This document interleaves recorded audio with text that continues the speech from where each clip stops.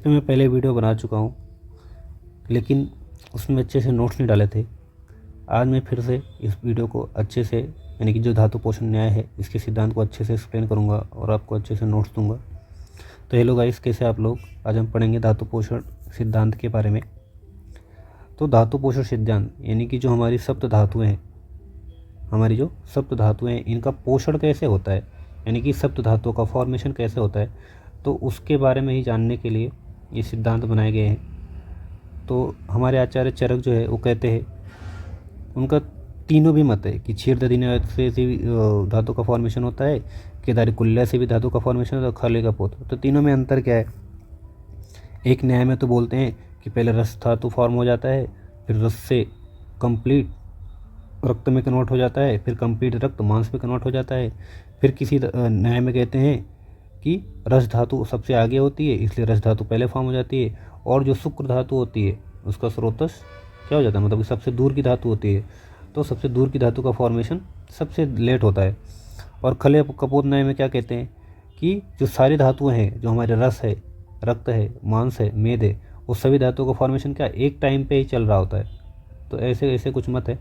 तो आइए देखते हैं। सबसे पहला क्षीर दधि न्याय। तो आयुर्वेद में धातु पोषण से संबंधित कितने न्याय हैं, 3 न्याय का वर्णन मिलता है। कौन कौन सा, क्षीर दधि न्याय, केदारकुल्य न्याय, खले कपोत न्याय। तो सबसे पहला जो न्याय है क्षीर दधि न्याय। पहले इसके हेडिंग का मतलब समझेंगे। क्षीर का मतलब क्या होता है, दुग्ध। दधि का मतलब क्या होता है, दही, कर्ड हमारा, ठीक है। तो ये मिल्क और कर्ड, ठीक है। तो इसको बोलते हैं लॉ ऑफ ट्रांसफॉर्मेशन। ट्रांसफॉर्मेशन का मतलब क्या होता है, एक चीज़ दूसरी चीज़ में ट्रांसफॉर्म हो जाए। तो इसमें पहली चीज़ रहेगी क्या, नहीं, अगर दूध कंप्लीट दही में ट्रांसफॉर्म हो रहा है तो क्या दूध का अस्तित्व रहेगा, क्या नहीं। तो दूध कंप्लीट किस में हो जाता है, दही में ट्रांसफॉर्म हो जाता है। इसे ऐसे ही देखते हैं। इसको बोलते हैं सर्वात्म परिणमन। तो ये बोलते हैं सर्वात्म, यानी कि जो कंप्लीट ट्रांसफॉर्मेशन, क्या बोलेंगे, कंप्लीट, यानी कि जो दूध होता है हमारा, वो दूध किस में कंप्लीट ट्रांसफॉर्म हो जाता है, दही में, इसलिए इसको क्या बोलते हैं, सर्वात्म परिणमन। इसलिए इसे क्या बोलते हैं, सर्वात्म परिणमन पक्ष भी कहा जाता है, ठीक है। जिस प्रकार दूध से सर्वात्मना दही उत्पन्न होता है, या फिर दही से नवनीत, नवनीत किसको बोलते हैं, मक्खन को, किसको बोलते हैं, मक्खन। ये हमारे जो मक्खन निकालते हैं ना, दूध दही को फेंट के यानी मध को, तो उसको क्या बोलते हैं, नवनीत यानी मक्खन।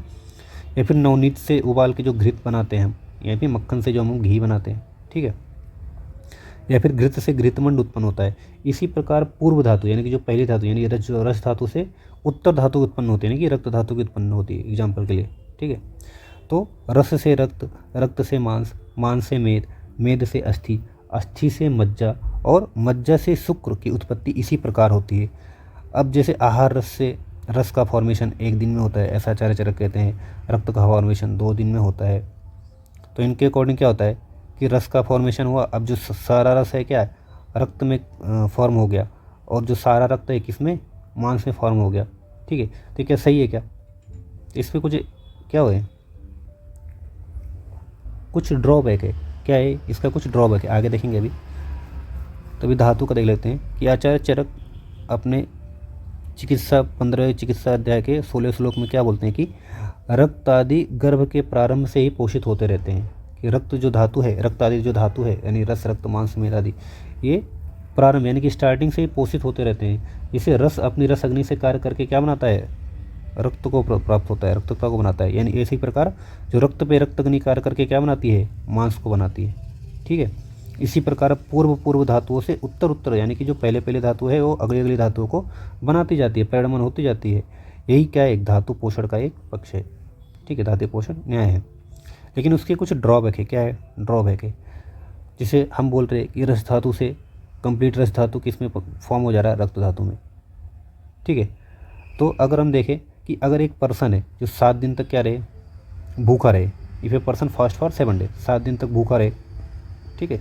अब 7वें दिन क्या होना चाहिए कि उसके बॉडी में रस, रक्त, मांस, मेद, ये सारी धातुएं किस में बन जानी चाहिए, शुक्र में, क्योंकि शुक्र का फॉर्मेशन आचार्य चरक के अकॉर्डिंग कितने दिन में होता है, तो 7 दिन में होता है। तो अगर 7 दिन भूखा रहे तो 7 दिन तो कोई आहार सेवन किया नहीं वो, तो सारी धातुएं किस में फॉर्म होना चाहिए, शुक्र। तो इस इंसान के शरीर में क्या हो जाना चाहिए, सिर्फ शुक्र दिखना चाहिए, उसमें मांस, मेद, अस्थि, मज्जा ये सब नहीं दिखना चाहिए। लेकिन ऐसा होता है क्या, तो ऐसा नहीं होता है, ठीक है। तो एंटायर बॉडी शुड भी आइदर बिकम शुक्र में, या तो शुक्र में हो जानी चाहिए, या फिर इट शुड है पर शुड यानी वीक हो जाएगा, यानी कि जो बाकी धातु है यानी मांस, मेद, ये सब जो धातुएं है वो एब्सेंट हो जाए, या है ही नहीं, ठीक है, सिर्फ शुक्र धातु ही रहे। तो ऐसा होता है क्या, नहीं। तो ऐसा नहीं होता। तो ये एक धातु, इसका क्या है, ड्रॉबैक है। इसका कौन सा परिणाम का, छेदती न्याय का परिणाम का। तो इसी के लिए एक अलग न्याय बताया गया है, केदारी कुल्य न्याय। तो आचार्य चरक ने फिर से अपने 15वें चैप्टर चिकित्सा के 15वें चैप्टर चरक चिकित्सा के 15वें चैप्टर के 16वें श्लोक में बोला है कि केदारी कुल्य न्याय, क्या बोला, केदारी कुल्य न्याय कि लॉ ऑफ ट्रांसमिशन, क्या होता है, लॉ ऑफ ट्रांसमिशन। इसमें क्या बोला गया है कि जिस प्रकार खेत में, यानी जो केदारी है यानी खेत है, उसमें सिंचित जो नाली यानी कि कुल्या, यानी कुल्ली का मतलब क्या हो गया, नालियाँ, ये क्या हो गई हमारी नालियाँ हो गई, ये क्या हो गई हमारी नालियाँ होंगी। इसको थोड़ा छोटा कर देते हैं। जिसमें जो जैसे हमारी खेत की जो नालियाँ हैं, ये क्या है, नालियाँ हैं।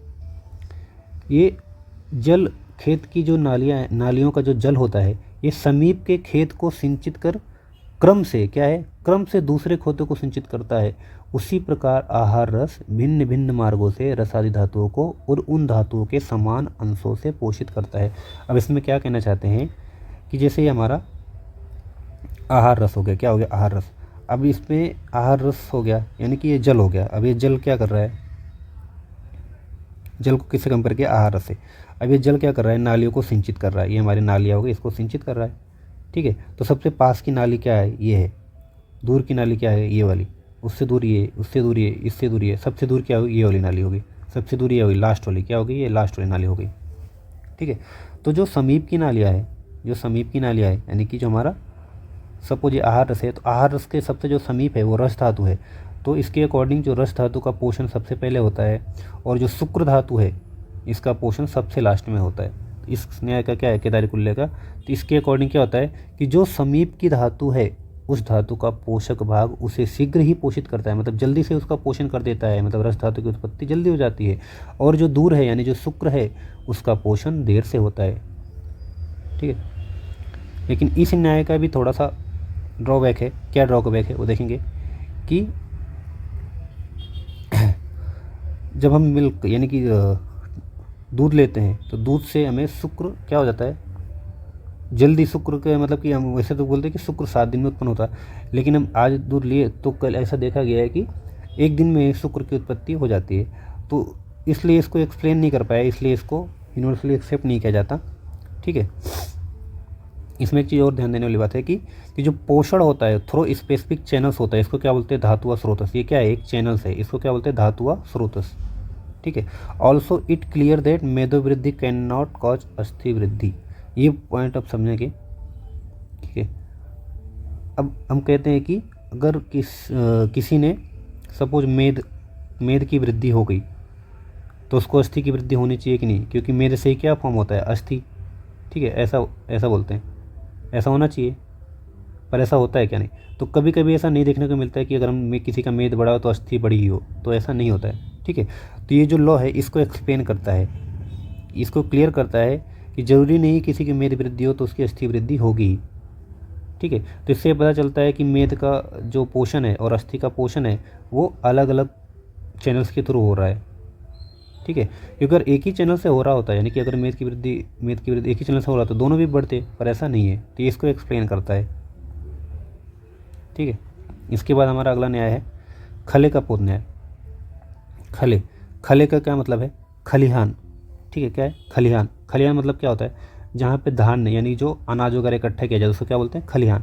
कपोत का मतलब क्या है, कबूतर, क्या है, ये हमारे कबूतर है। कपोत का मतलब क्या है, कबूतर, ठीक है। जिसको क्या बोलते हैं, law of selective nourishment, law of selective nourishment. इसमें क्या है, आचार्य चरक कहते हैं जिस प्रकार कबूतर अलग अलग दिशाओं से, क्या होता है, अलग अलग दिशाओं से, क्या है, ये ध्यान रखना कि अलग अलग दिशाओं से खल यानी कि जहाँ पे अनाज एकत्रित किया जाता है, धान एकत्रित किया जाता है, खलिहान में आते हैं। जिस प्रकार कबूतर अलग अलग दिशाओं से जहाँ पे अनाज इकट्ठे किया जाता है वहाँ पे आते हैं, अलग अलग दिशाओं से आते हैं जहाँ पे अनाज इकट्ठा किया जाता है, और अनाज चुग कर अपने अपने स्थानों पर ले जाते हैं, उसी प्रकार अलग अलग मार्गों से धातुओं का पोषण आहार रस से होता है, ठीक है। अब क्या है, जैसे आहार रस हो गया कि सेंट्रल पार्ट में क्या हो गया, आहार रस। अब ये मांस व स्रोतस, ये रक्त व स्रोत, ये रस व स्रोतस। तो अलग अलग स्रोतों से आहार रस का एक साथ पे ही सारे धातुओं का क्या चल रहा है, पोषण चल रहा है। अलग अलग स्रोतों से सारे धातुओं का एक साथ ही पोषण चल रहा है।